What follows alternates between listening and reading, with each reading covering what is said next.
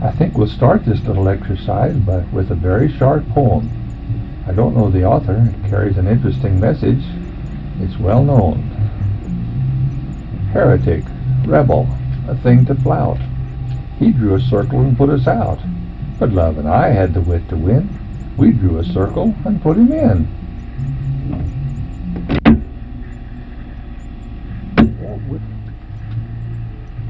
Walt Whitman is an American poet who wrote quite a few poems, but very few of them had any rhyme to them.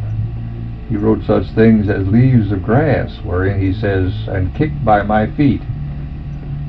However, he wrote one poem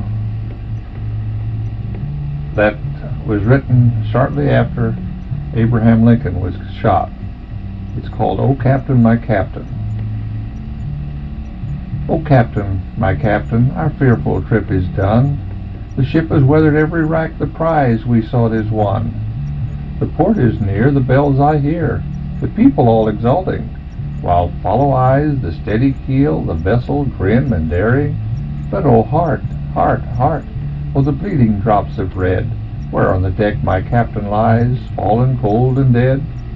O Captain, my Captain, rise up and hear the bells. Rise up, for you the flag is flung, for you the bugle trills. For you bouquets and ribboned wreaths, for you the shores are crowding. For you they call the swaying mass, their eager faces turning.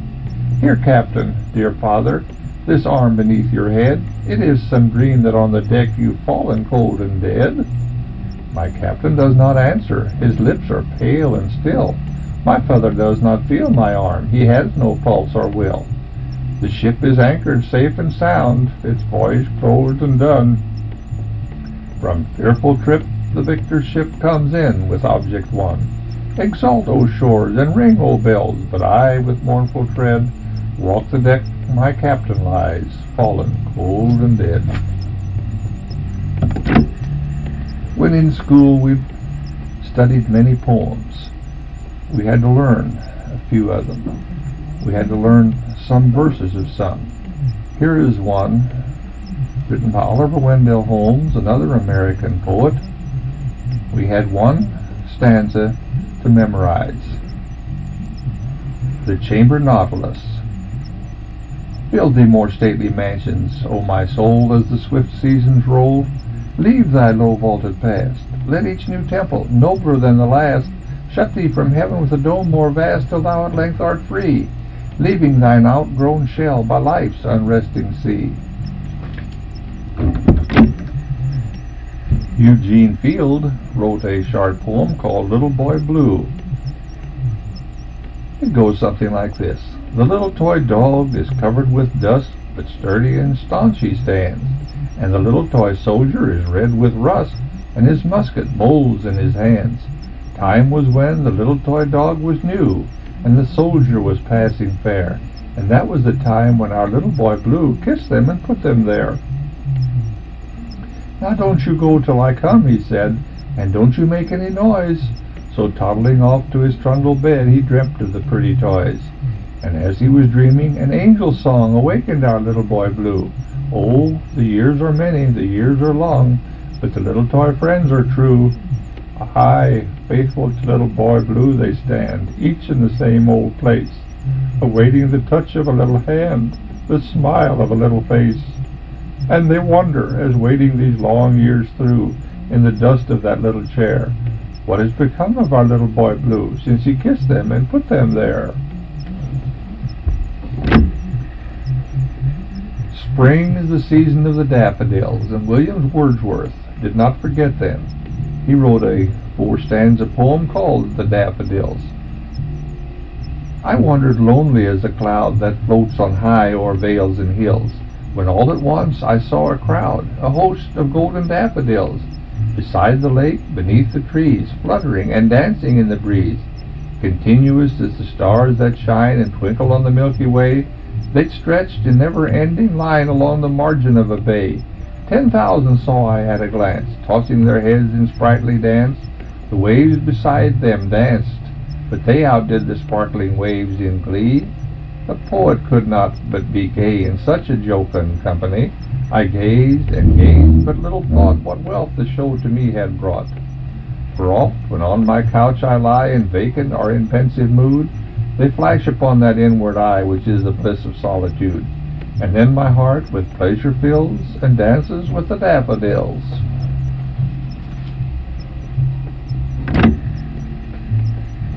Henry Wadsworth Longfellow is the Evangeline poet, as he is known. He lived for quite a few years in Portland, Maine. I've seen his house there. He also went to New Orleans, which is known as Evangeline country today. He wrote some beautiful rhyming poetry, one of which is not as familiar today, but he wrote what was known as the Song of Hiawatha, or sometimes referred to as Hiawatha's Childhood. Now, when we lived in Fort Wayne, Martha Rother's son married a Longfellow, who was a direct descendant of Henry Wadsworth Longfellow. But here is Hiawatha's Childhood. By the shores of Gitche Gumee, by the shining Big Sea water, stood the wigwam of Nokomis, daughter of the moon, Nokomis. Dark behind it rose the forest, rose the black and gloomy pine trees, rose the firs with cones upon them. Bright before it beat the water, beat the clear and sunny water, beat the shining Big Sea water.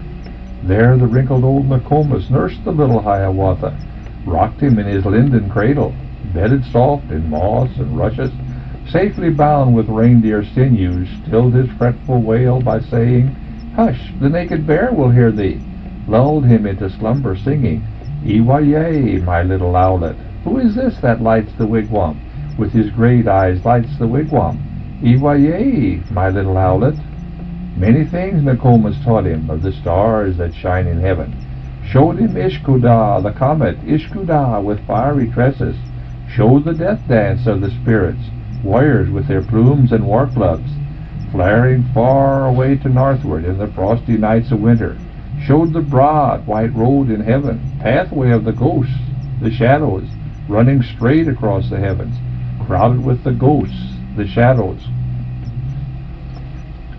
As at the door on summer evening sat the little Hiawatha, heard the whispering of the pine trees, heard the lapping of the waters, sounds of music, words of wonder.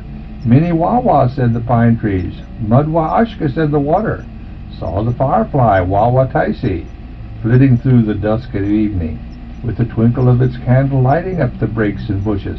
And he sang the song of children, sang the song Nokomis taught him. Wah-wah-taisi, little firefly, little flitting white fire insect, little dancing white fire creature, light me with your little candle, ere upon my bed I lay me, ere in sleep I close my eyelids. Saw the moon rise from the water, rippling, rounding from the water, saw the flecks and shadows on it, whispered, "What is that, Nokomis?" And the good Nokomis answered, "Once a warrior, very angry, seized his grandmother and threw her up into the sky at midnight. Right against the moon he threw her. 'Tis her body that you see there. Saw the rainbow in the heaven, in the eastern sky the rainbow, whispered, What is that, Nokomis? And the good Nokomis answered, 'Tis the heaven of flowers you see there, all the wildflowers of the forest, all the lilies of the prairie. When on earth they fade and perish, blossom in that heaven above us." When he heard the owls at night, hooting, laughing in the forest, "What is that?" he cried in terror. "What is that?" he said, Nokomis. And the good Nokomis answered, "That is but the owl and owlet, talking in their native language, talking, scolding at each other." Then the little Hiawatha learned of every bird its language, learned their names and all their secrets, how they built their nests in summer, where they hid themselves in winter, talked with them whene'er he met them, called them Hiawatha's chickens. Of all beasts he learned the language, learned their names and all their secrets, how the beavers built their lodges, where the squirrels hid their acorns, how the reindeer ran so swiftly, why the rabbit was so timid, talked with them whene'er he met them, called them Hiawatha's brothers. Cincinnatus Heiner Miller, better known as Hopewin Miller, wrote poetry, but one that is well known was the poem Columbus. Behind him lay the gray Azores, behind the gates of Hercules. Now, The Azores were islands out in the Atlantic, and Hercules was what we know today as the Straits of Gibraltar. So let's start the poem again. Behind him lay the grey Azores, behind the gates of Hercules. Before him not the ghost of shores, before him only shoreless seas. The good mate said, "Now must we pray, for lo, the very stars are gone. Brave Admiral, speak, what shall I say?" "Why say, sail on and on." My men grew mutinous day by day, my men grow ghastly, wan and weak. The stout mate thought of home, a spray of salt wave washed his swarthy cheek. "What shall I say, brave Admiral, say, if we sight naught but seas at dawn?" "Why, you shall say at break of day, sail on and on." They sailed and sailed as winds might blow, until at last the blanched mate said, "Why now, not even God would know, should I and all my men fall dead. These very winds forget their way, for God, from whom these dread seas is gone. Now speak, brave Admiral, speak and say," he said, sail on and on." They sailed, then spake the mate, "This mad sea shows its teeth tonight. He curls his lips, he lies in wait, with lifted teeth as if to bite. Brave Admiral, say but one good word, what shall we do when hope is gone?" The words leapt like a leaping sword, sail on and on. Then pale and worn he kept his deck, and peered through darkness. Ah, that night of all dark nights, and then a speck, a light. It grew, a starlit flag unfurled. It grew to be time's burst of dawn. He gained a world. He gave that world its grandest lesson. On, sail on. Sergeant Joyce Kilmer only lived to be 32. He was killed in France during World War I on July 30th, 1918. He wrote one poem which is known in the English language. "I think that I shall never see a poem lovely as a tree whose hungry mouth is pressed against the earth's sweet flowing breast, a tree that looks at God all day and lifts her leafy arms to pray, a tree that may in summer wear a nest of robins in her hair, upon whose bosom snow has lain, who intimately lives with rain. Poems are made by fools like me, but only God can make a tree." Poetry doesn't have to be sober, doesn't have to have a message. You can have fun with one. Here's one by Eugene Field that is just such a thing. It's called The Duel. The gingham dog and the calico cat sat by side on the table sat. 'Twas 12:30, and what do you think? Nor one nor t'other had slept a wink. The old Dutch clock and the Chinese plate appeared to know as sure as fate there was going to be a terrible spat.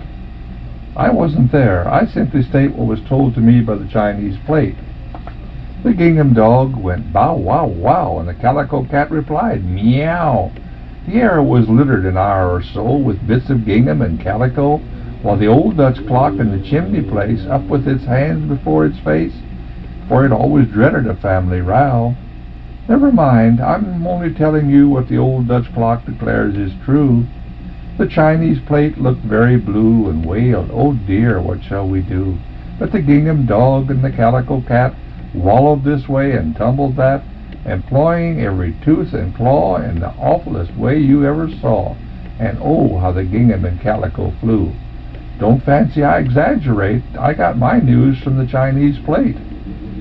Next morning when the two had sat, they found no trace of dog or cat. And some folks think, and to this day, that burglar stole that pair away. But the truth about the cat and pup is this: they ate each other up. Now what do you really think of that? The old Dutch clock, it told me so, and that is how I come to know. We now shall look at another poem, slightly different than some of the rest. It was written by a relatively obscure poet, James Henry Lee Hunt. It's called Abo Ben Adam. Let Abo tell his own story.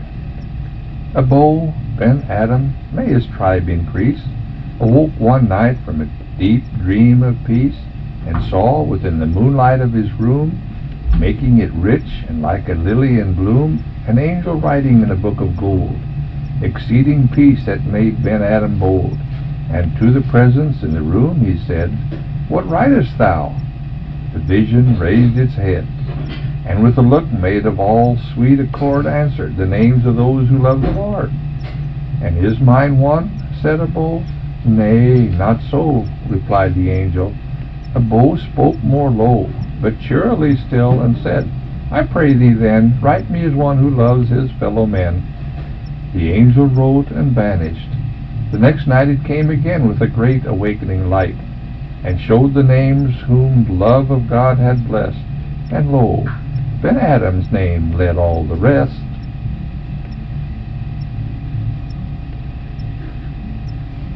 Some poems have some particular things in it that make them unusual. Edgar Allan Poe had the knack of doing that, and one that I probably is as pretty as any is known as The Bells. Hear the sledges with the bells, silver bells. What a world of merriment their melody foretells. How they tinkle, tinkle, tinkle in the icy air of night, while the stars that oversprinkle all the heavens seem to twinkle with a crystalline delight, keeping time, time, time in a sort of runic rhyme, to the tintinnabulation that so musically wells from the bells, bells, bells, bells, bells, bells, bells, from the jingling and the tinkling of the bells. Hear the mellow wedding bells, golden bells. What a world of happiness their harmony foretells. Through the balmy air of night, how they ring out their delight, from the molten golden notes, and all in tune. What a liquid ditty floats to the turtle dove that listens while she floats on the moon. Oh, from out the sounding cells, what a gush of euphony voluminously wells.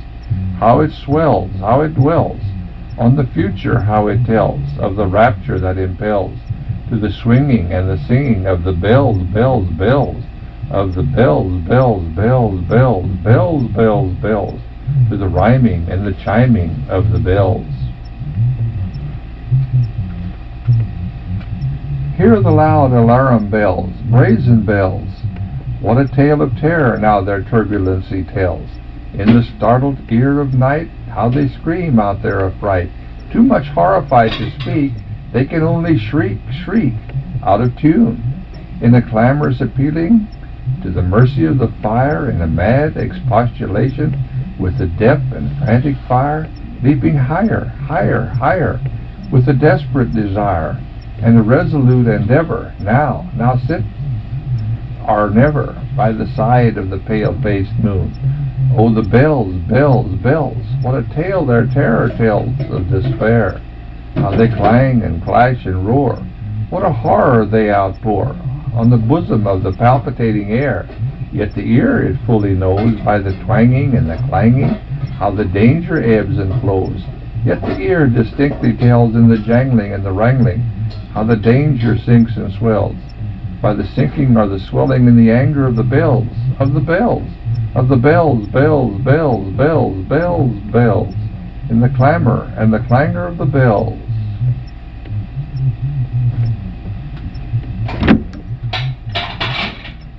The curfew tolls the knell of parting day. The lowing herd winds slowly o'er the lea.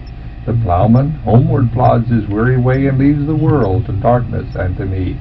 This is just the first verse of Elegy written in a country churchyard by Thomas Gray. Henry Wadsworth Longfellow wrote of many things. His poetry was always beautiful. Here is the children's hour. Between the dark and the daylight, when the light is beginning to lower, comes a pause in the day's occupations that is known as the children's hour. I hear in the chamber above me the patter of little feet, the sound of a door that is opened, and voices soft and sweet. From my study I see in the lamplight, descending the broad hall stair, grave Alice and laughing Allegra, and Edith with golden hair. A whisper and then a silence, yet I know by their merry eyes they are plotting and planning together to take me by surprise. A sudden rush from the stairway, a sudden raid from the hall, but 3 doors left unguarded they enter my castle wall. They climb up into my turret, or the arms and back of my chair. If I try to escape, they surround me. They seem to be everywhere.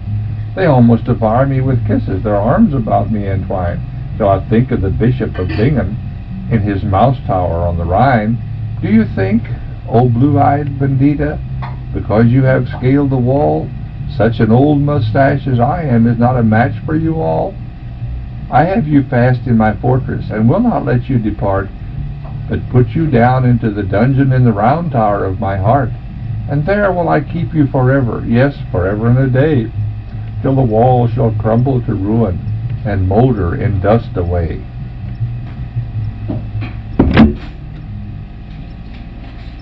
Another beautiful Longfellow poem is known as The Day is Done. The day is done, and the darkness falls from the wings of night, as a feather is wafted downward from an eagle in its flight. I see the lights of the village gleam through the rain and the mist, and a feeling of sadness comes o'er me that my soul cannot resist, a feeling of sadness and longing that is not akin to pain, and resembles sorrow only as the mist resembles the rain. Come, read to me some poem, some simple and heartfelt lay, that shall soothe this restless feeling and banish the thoughts of day. Not from the grand old masters, not from the barge sublime whose distant footsteps echo through the corridors of time, for like strains of martial music their mighty thoughts suggest life's endless toil and endeavor, and tonight I long for rest. Read from some humbler poet whose songs gush from his heart, as showers from the clouds of summer or tears from the eyelids start, who, through long days of labor and nights devoid of ease, still heard in his soul the music of wonderful melodies. Such songs have power to quiet the restless pulse of care, and come like the benediction that follows after prayer. Then read from the treasured volume the poem of thy choice, and lend to the rhyme of the poet the beauty of thy voice. And the night shall be filled with music, and the cares that infest the day shall fold their tents like the Arabs, and as silently steal away. A Psalm of Life, also written by Henry Wadsworth Longfellow.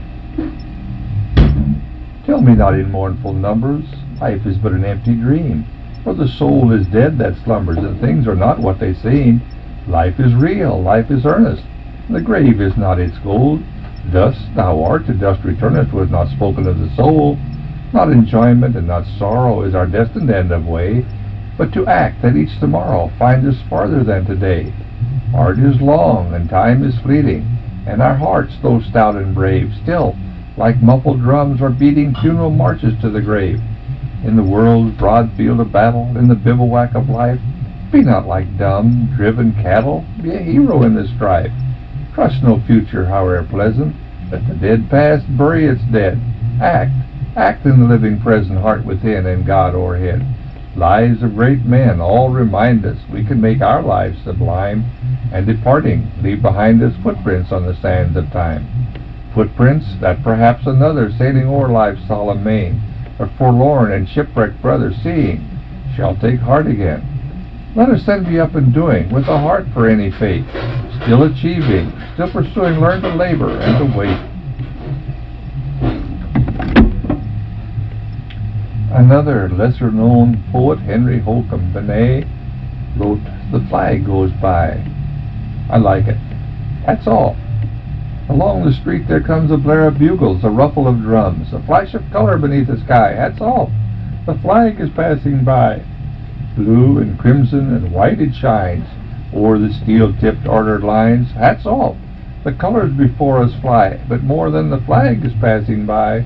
Sea fights and land fights, grim and great, what to make and to save the state. Weary marches and sinking ships, cheers of victory on dying lips. Days of plenty and years of peace, march of a strong land, swift increase. Equal justice, right and law, stately honor and reverent awe. Sign of a nation great and strong to ward her people from foreign wrong.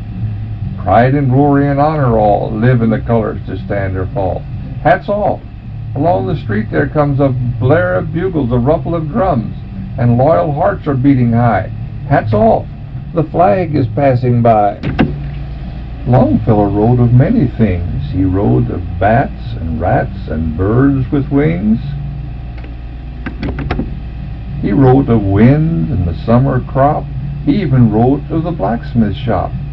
Here is one such poem right now. I'll read it to you, if you'll allow. Under the spreading chestnut tree the village smithy stands. The smith, a mighty man is he, with brown and sinewy hands. The muscles of his brawny arms are strong as iron bands. Children coming home from school look in at the open door.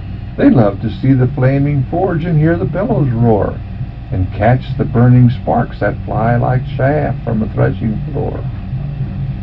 He goes on Sundays to the church. He sits among his boys. He hears the parson pray and preach. He hears his daughter's voice singing in the village choir. It makes his heart rejoice. It sounds to him like his mother's voice singing in paradise.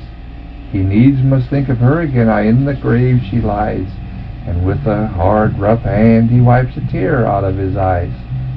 Toiling, rejoicing, sorrowing, onward through life he goes.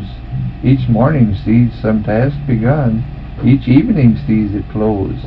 Something attempted, something done has earned a night's repose. Thanks, thanks to thee, my worthy friend, for the lesson thou hast taught. Thus, at the flaming forge of life, our fortunes must be brought. Thus, at the sounding anvil shape, each burning deed and thought.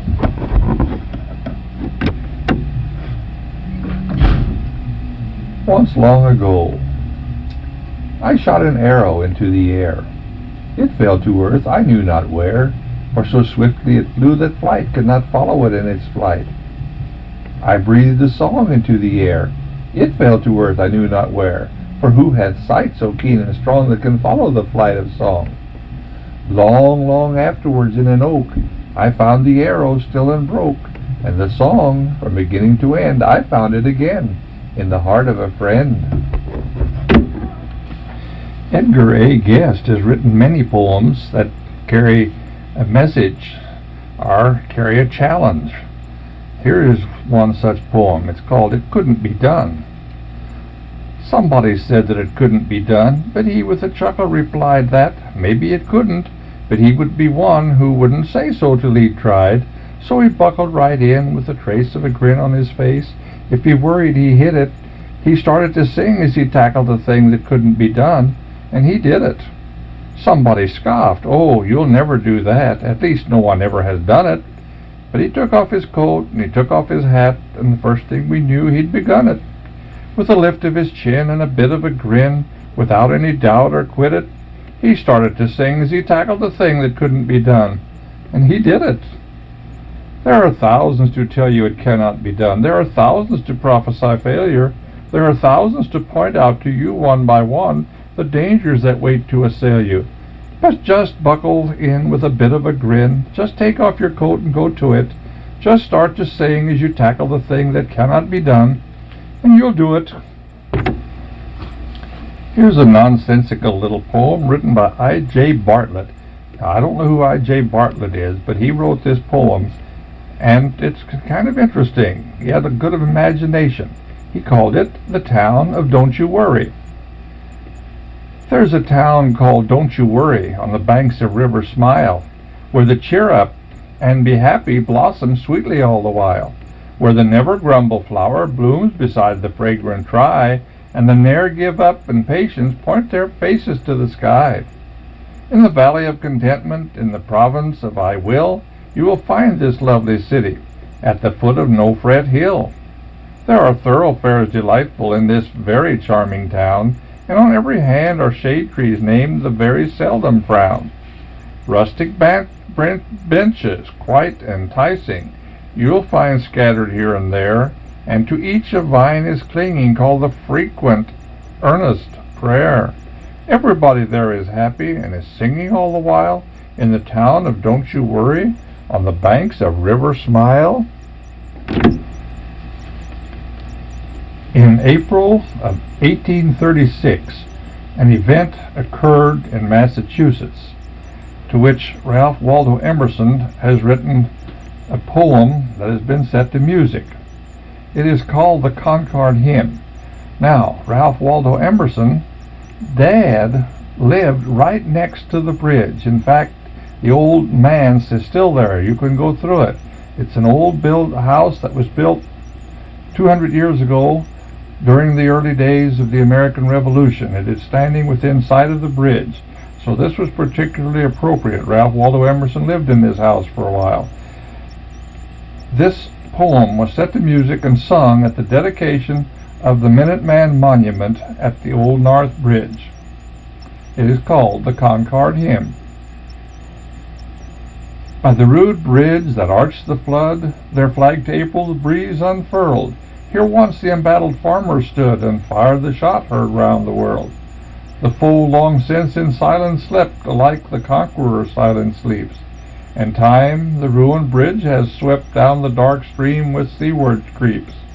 On this green bank, by this soft stream, we set today a votive stone, that memory may their deed redeem, when, like our sires, our sons are gone. Spirit that made those heroes dare to die and leave their children free, bid time and nature gently spare the shaft we raised to them and thee.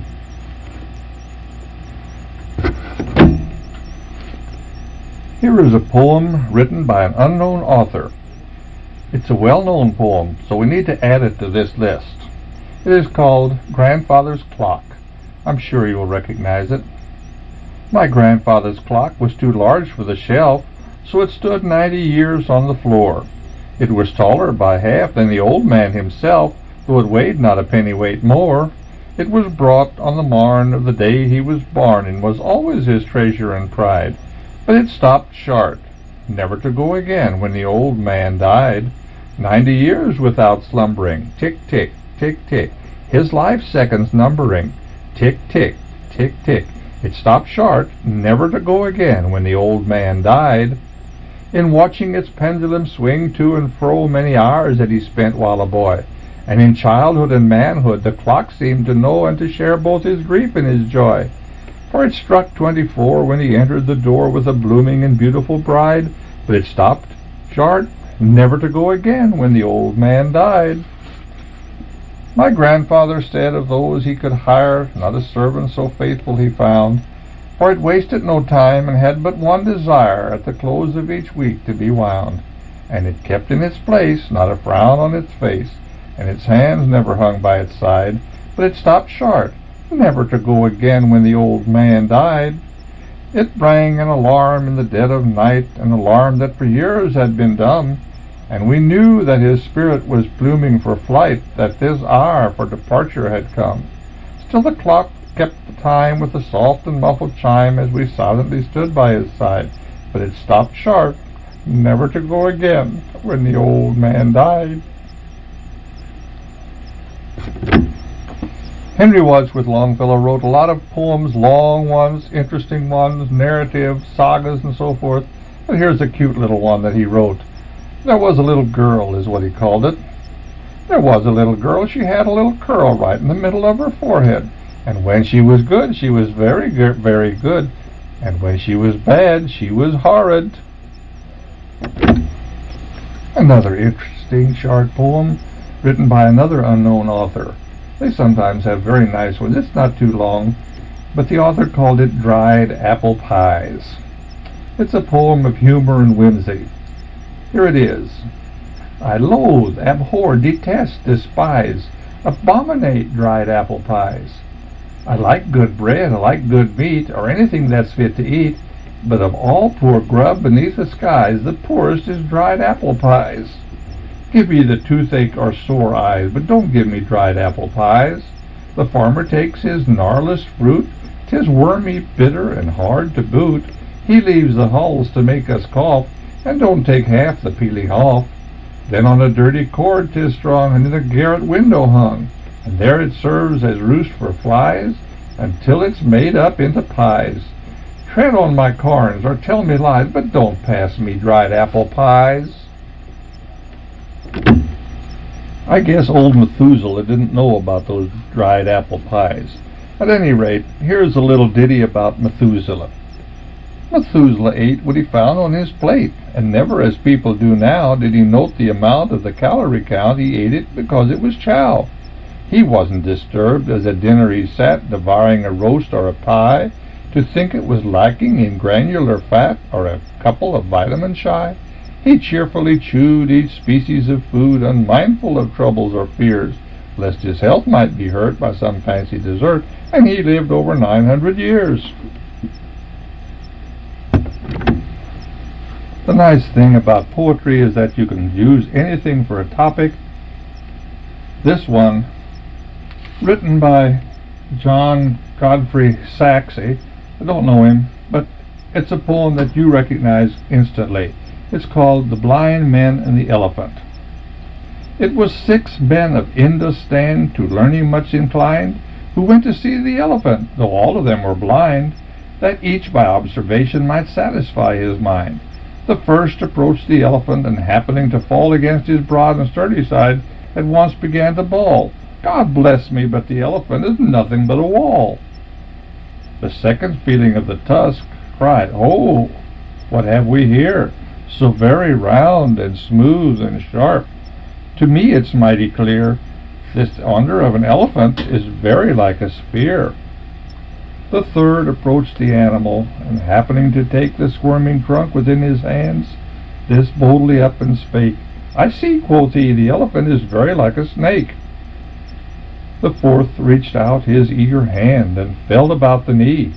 "What most this wondrous beast is like is mighty plain," quoth he. "'Tis clear enough the elephant is very like a tree." The fifth, who chanced to touch the ear, said, E'en the blindest man can tell what this resembles most. Deny the fact who can, this marvel of an elephant is very like a fan." The sixth no sooner had begun about the beast to grope, than seizing on the swinging tail that fell within his scope, "I see," quoth he, "the elephant is very like a rope." And so these men of Indostan disputed loud and long, each in his own opinion exceeding stiff and strong, though each was partly in the right, and all were in the wrong. So oft in theologic wars the disputants, I ween, rail on in utter ignorance of what each other mean, and prate about an elephant not one of them has seen. I'll end this present session by a little verse by Robert Browning. I think it's beautiful. He called it "The Years at the Spring." I'm sure you will recognize it and remember it. "The years at the spring, and the days at the morn, the mornings at 7, the hillsides dew-pearled, the larks on the wing, the snails on the thorn, God's in his heaven, all's right with the world."